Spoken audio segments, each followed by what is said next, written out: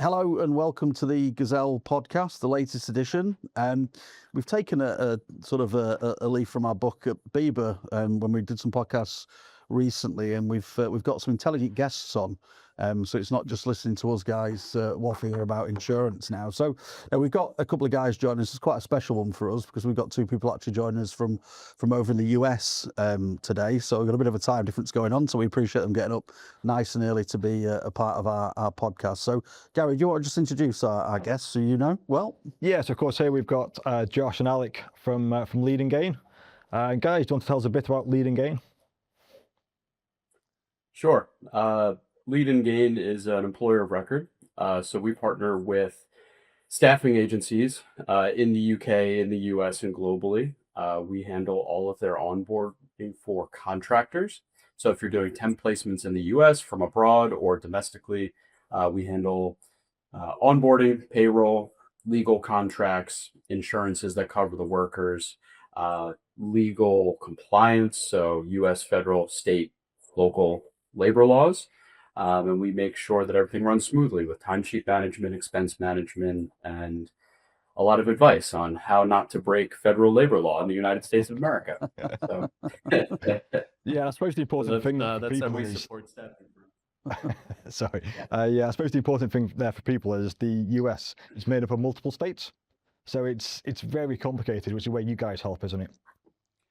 Yeah, it can be a little bit overwhelming at first. Many states operate similarly, but there are nuances operating in each one. So we help a lot of our customers, especially the customers operating from overseas, navigate the multi-state compliance. And even on a more granular level, every city can have their own labor laws. Like San Francisco has different laws than the state of California, and California has different laws than are federally mandated in the rest of the United States. So we help navigate those turbulent waters, if you will.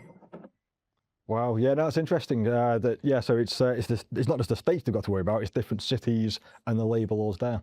Things can get a little bit complex, especially when you're dealing with mandatory statutory sick leave laws, overtime laws, things of that nature. You've got to really be in tune with not just what state they're operating and working in, but actually what city and municipality. Now, I know you guys work with both firms that are expanding to the US for the first time and those that are more established in these states, focusing first on those that are kind of thinking about US expansion, or maybe even those that haven't even thought about it yet. What is it about the US, particularly the recruitment market, that makes it so attractive to firms overseas? Yeah, so it's the reality is the markets are still the biggest around, right? You know, even in a quote unquote uncertain times, the predictions of the scale of the market are massive. I believe the recruitment market in the US is expected to be around about $200 billion this year. Wow. Growing up from previous years. So the scale of the market is massive. But it's not just the size of the opportunity with regards to more customers, more candidates. It's like the lack of competition as well. Right. So if you think about it from a comparison to the UK has, give or take, 30,000 recruitment agencies, I think, these days, across 70 million people.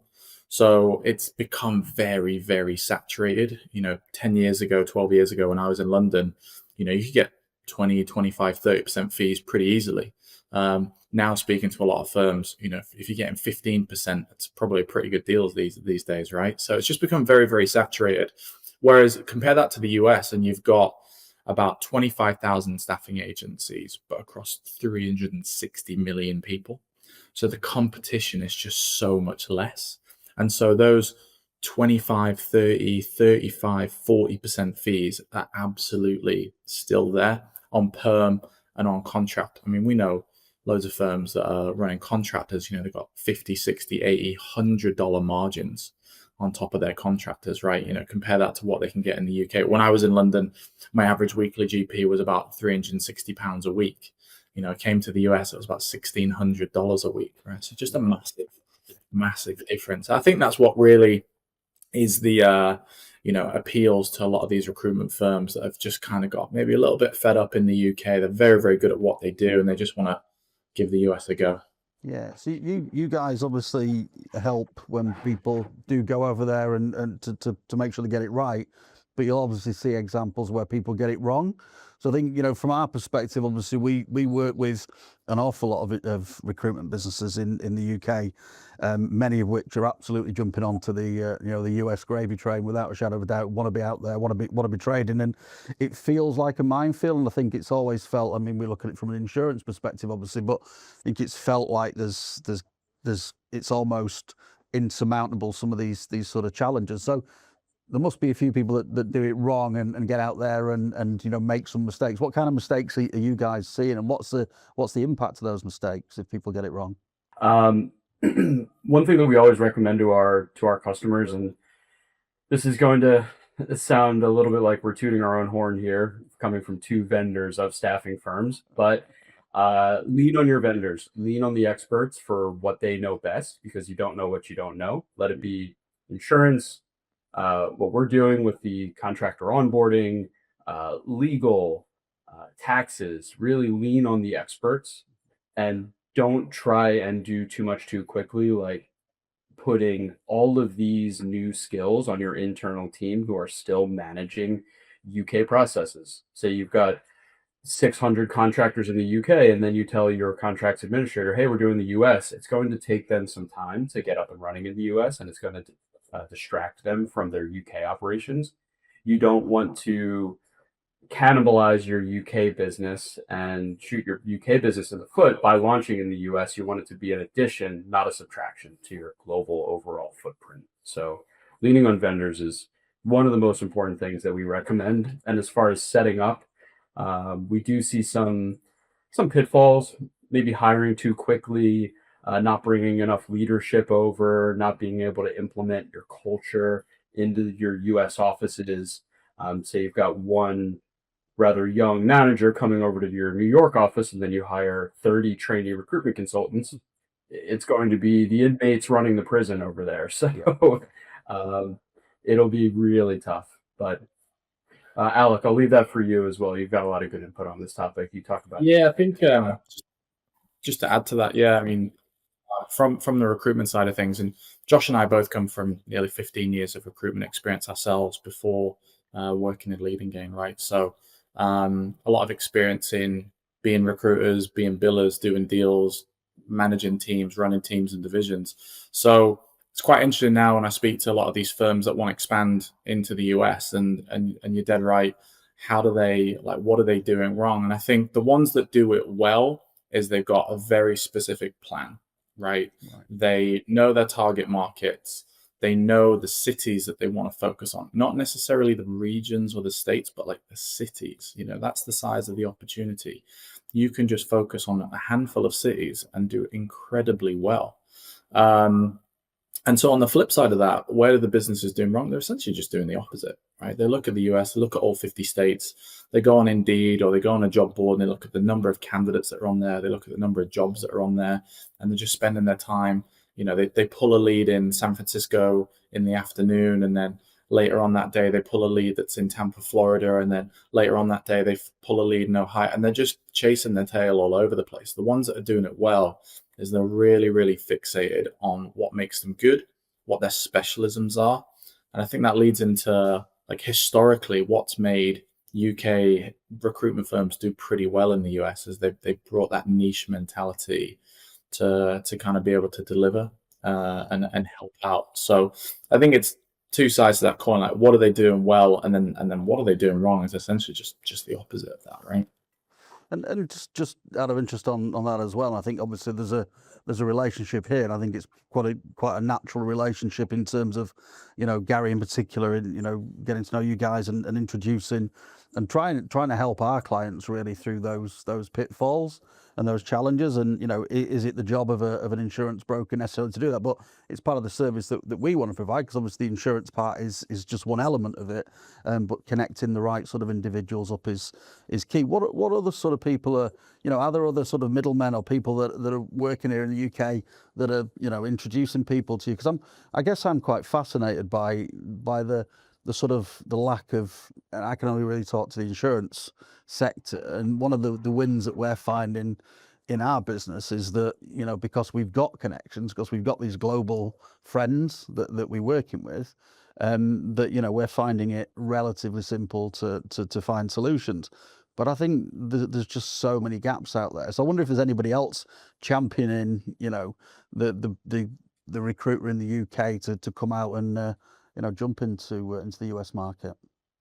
Yeah, I think there's some great recruitment networks that are out there, right? There's the people that have been through it before, and share their own experiences. Like I just mentioned, 30,000 recruitment firms in the UK, give or take, 25,000 in the US, give or take. But it's mental, like what the family tree of recruitment firms actually looks like. How many businesses spurned out of an S3 or a Hayes or a Michael Page or whatever it is, and everybody knows each other. Yeah. And the amount of conversations that Josh and I get on with a business leader, a business owner, and more than 50% of the time, so, oh, do you know that person? Oh, do you know that person? Yeah, I used to work with them. And it's crazy. And it's you've got all these different companies, but the recruitment industry, although it seems massive on paper, it's actually a pretty small group. And I think what goes with that is reputations. And what we've also found that's quite interesting is that there's tons and tons of vendors out there that do everything. There's tons of vendors that do insurance, right? There's tons of vendors that do EOR. But how many are recruitment specialists? I think that's what a lot of good agencies are looking for. Or if they don't, they find that out pretty quickly. They've gone with a vendor and they realize, well, you're just not fit for purpose for what I do. And then they go out and they seek and they ask friends and they ask colleagues. And I think that's where those reputations come from, and that help and that advice and that guidance that's there. Yeah, and if I can bring you back to a point you made earlier, you mentioned about focusing on particular cities. Correct me if I'm wrong here. In the years ago, people seem to focus on kind of New York or LA. Now, when I talk to people, it does tend to be, we're looking at Tennessee, we're looking at Arizona, we're in Texas. Have you noticed trends there yourself? Yeah, absolutely. I mean, from my own experience, right? Although I moved to New York, and I left London, none of my teams, we really did a lot of deals in New York, which seems a bit mental. Like, you got offices there. But I think it's because you look at those big metropolitan cities, generally speaking, that's going to be bigger companies. It's going to be bigger HR departments, bigger procurement departments that recruiters get taught from day one to avoid. Whereas if you focus on those smaller towns and cities where you've got those small, medium-sized businesses, then with those mom and pop shops, you can speak directly to the owner or to the director or the board member, whoever it is, and they are the decision maker, right? I think that's what makes it much easier. I remember doing a bit of analysis a few years ago, and a lot of our top billers were from the Midwest, right? They focused in Ohio, Indiana, Michigan, right? Rural Pennsylvania, rather than necessarily in a New York, in a Boston, in an LA. I mean, I feel sorry for anyone that has that air market. If you get in there and you got long-standing reputations, fair play. But if you're trying to build a new market from scratch, certainly good luck to you. Fantastic. And kind of keeping on the topic of trends, so that's kind of focusing on the cities. And you mentioned before kind of people coming out of recruiters like S3. Do you find, are there any particular trends when it comes to the sectors people are recruiting, like tech or medical? Alec, if I could jump in on that one too, and kind of touching back on what Alec was talking about, with different locations. We're not just talking about tech recruitment or white collar recruitment. You kind of have to go where your industry is. Like if you're in liquefied natural gas or energy or oil or offshore wind, you're not going to find that in Manhattan. It's not going to be there. That's not where you're building large chemical manufacturing and refining plants.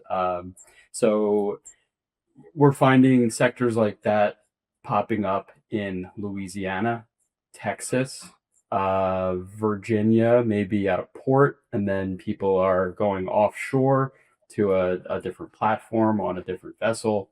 So locations can even be, they're all industry specific. So if you're doing tech, you might say, oh, well, San Francisco is probably where I need to go. Not necessarily. If you're doing tech, but your platform that you're recruiting for is a manufacturing software, you're going to go to the Rust Belt. You're going to look in Ohio. You're going to look in Illinois, Indiana, Pittsburgh. So some of these smaller markets, I always say go mile deep, inch wide. Whether it's based on industry, based on location, you really need to know your market in and out to figure out where you're going to get success. But we have seen some industry trends. Things seem to be doing really well across a number of different industries, but the ones that pop out to me, tech is always going to be a good sector to recruit in. The placements are more or less simple, strict hourly rates. Most of these people are working remotely, and from an insurance standpoint, the insurance covering somebody working in their basement is very simple.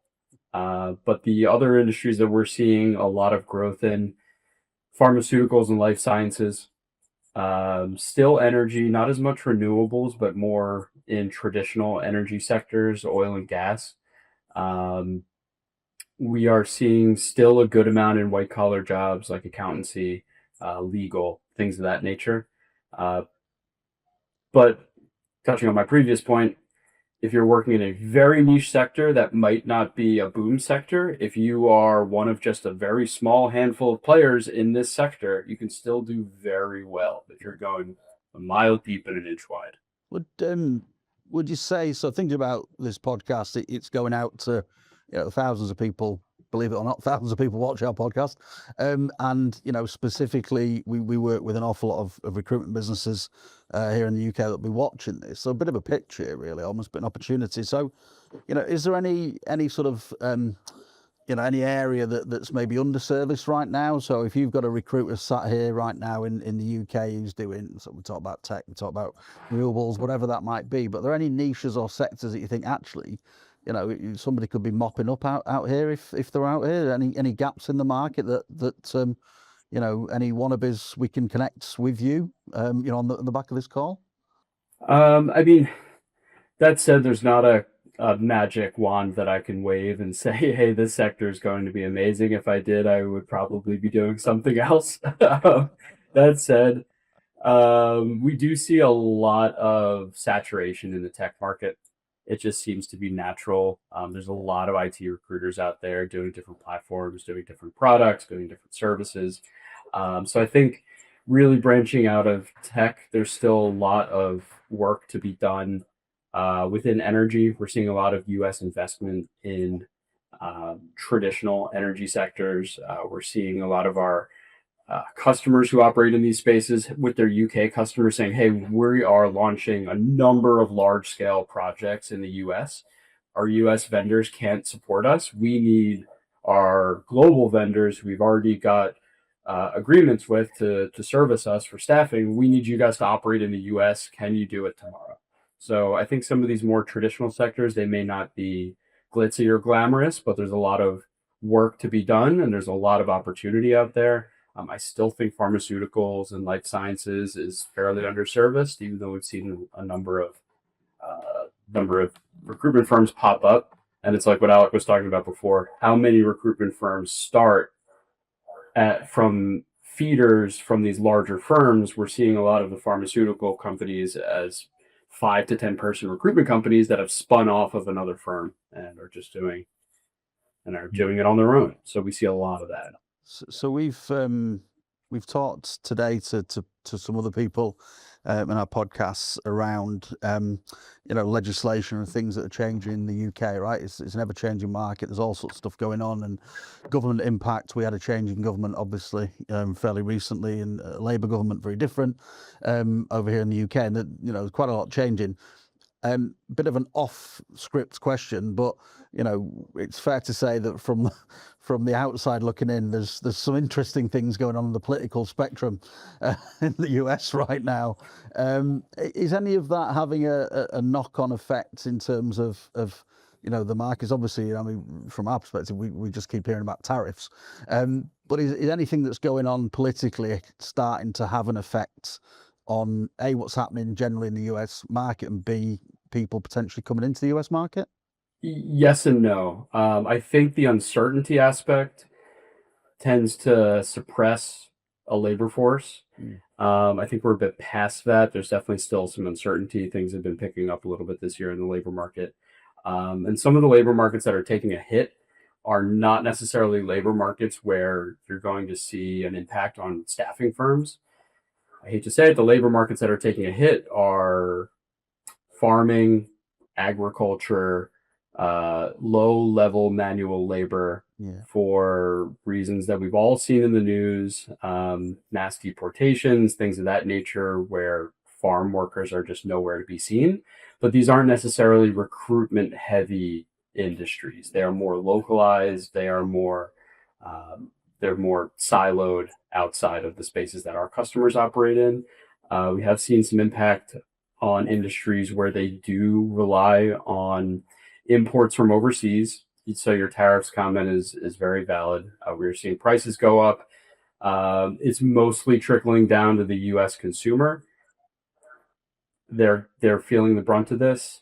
Things are costing more, but the labor market seems to be, I mean, just based on the numbers, the Department of Labor puts out reports, the labor market's still strong. So I'm not too worried about it. I think one thing I can add there as well is I've been in the States for 3 elections, right? 2016, 2020, and 2024. And traditionally, even if you look back previous to that, like the year of the elections, always a bit of uncertainty. Whenever there's a bit of uncertainty, businesses kind of, pulling the purse strings a little bit. Mm-hmm. You look at right after the election, often it doesn't really matter who wins. It just matters that it's over. And then businesses can kind of crack on with their plans, right? Similar to the UK with the budget. Had all the fuss about the budget. Budget comes out. Okay, now you know what it is and you can just crack on with it. So I think if you look at after the election in 2016 out here, 2017 was a massive recruitment year. Now 2021, okay, a bit of an anomaly because it was after 2020 of COVID, but 2021, huge year after the election.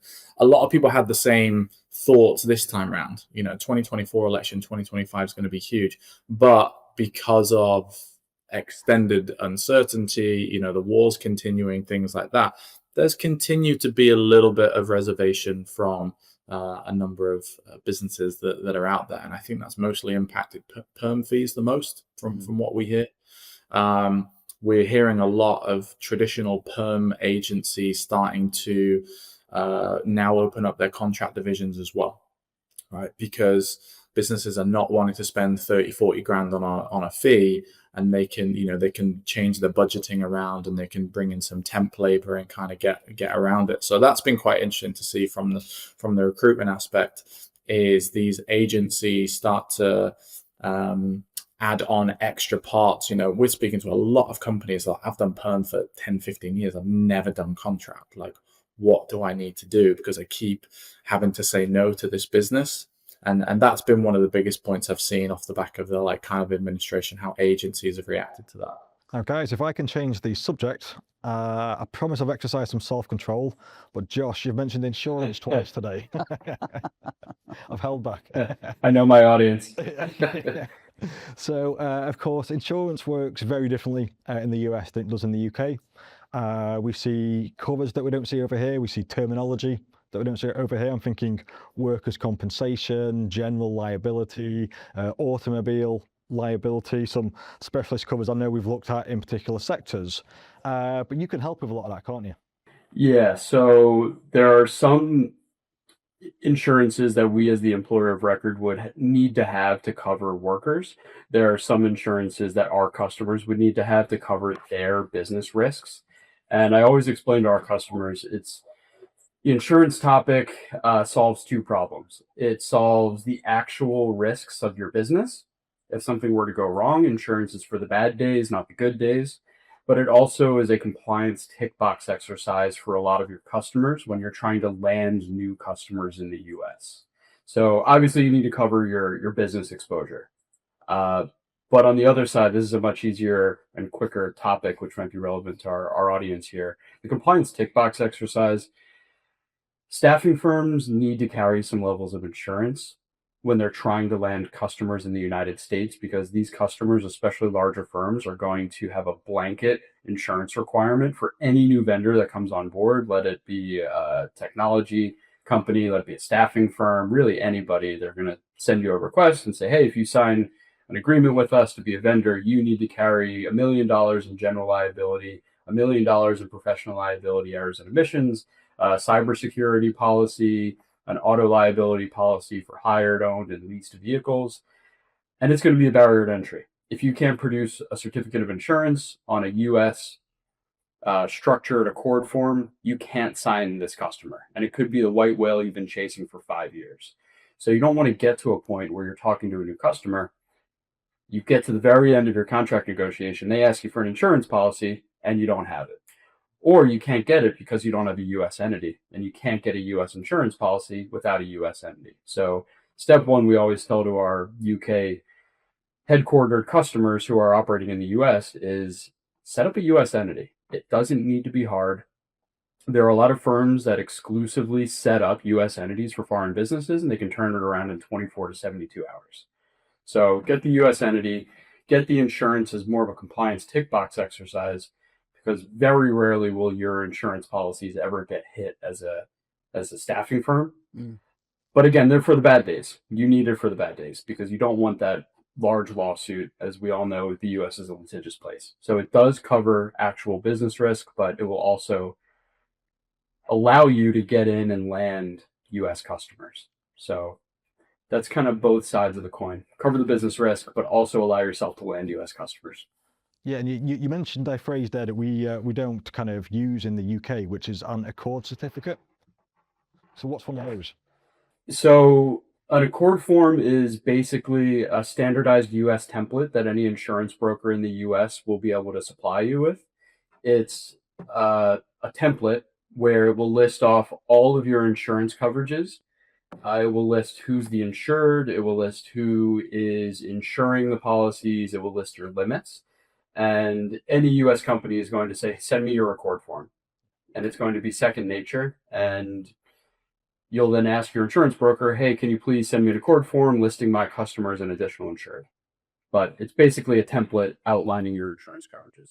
And I think that's the important thing, isn't it? 'Cause even if you've got the insurances and you can arrange some of these from the UK, if you arrange it from the UK, you're not going to get one of those accord forms. And even if the right covers are there, if you've not got an accord form, they're not going to work with you, are they? Correct. And a lot of U.S. companies will not accept a foreign policy that covers global incidents. They want a U.S.-backed insurance policy. But there's probably a lot of terminology in there that just doesn't translate to the UK audience. Yeah, so, general liability, umbrella liability, workers' compensation. It's all different. Yeah. So general liability is going to cover basic property damage. So if one of your employees is on site with your end customer, breaks a laptop or something like that, general liability is going to kick in. Professional liability is going to cover work product. It's also called errors and omissions. So you have a contractor on site. They're a software developer. They write some bad code. Bad code causes financial damages that cost $500,000 to fix. Professional liability will step in and help cover those claims if it gets hit. Cyber, think data breaches, things of that nature. That's what a cyber policy would cover. Auto, if your employees are driving a car, it would cover some of those damages. But the big ones that us as an EOR would cover, which is what we do, we hire the temporary workers, the contractors on behalf of our customers. We cover all the occupational risk side insurances. So think hurt on the job, slip and fall, you have a crane accident, you break your arm, things of that nature. So the three main ones are workers' compensation. That's mandated by the state. It is legally required that all employers with more than one employee, that's basically the general rule of thumb for all 50 states, is if you have more than one employee, you need a workers' comp policy. The other big one is USL&H. USL&H covers hurt on the job like workers' comp, but on a river, at a port, at a marina. And then the third big one is marine employers liability. That's going to cover anybody on a vessel offshore. Anybody in the Gulf of Mexico, anybody in the Atlantic Ocean and the Pacific Ocean, that's the policy that covers there. I was going to say it's very hard to get those policies. A lot of our customers say, oh, well, why can't I go get one? Well, you operate in oil and gas and you are sending your workers offshore to a platform. These insurance brokers and these insurers, they want to see X amount of payroll before they'll even talk to you about a policy. And if you don't have $1 million of payroll every single week, they won't even insure you because the risk is not worth it as the insurer unless they can start to recoup some of those costs with a large payroll to justify insuring you. So it's a bit of a catch-22. How do I get the insurance without the payroll, and how do I get the payroll without the insurance? So that's where we come into play. Fantastic.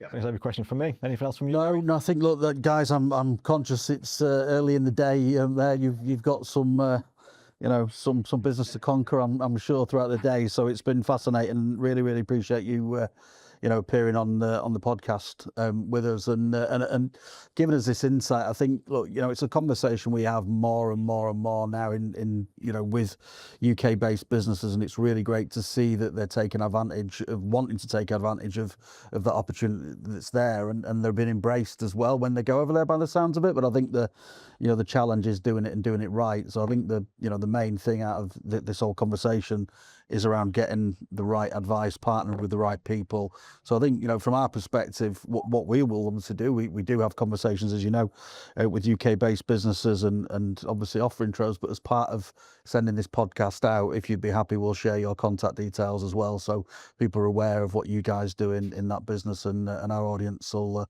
be able to see that. So hopefully you'll get a bit on the back of it. But gents, it's been fantastic. Really, really appreciate you appearing on the podcast. So that's it for this podcast, guys. So thank you very much, and thank you to our guests.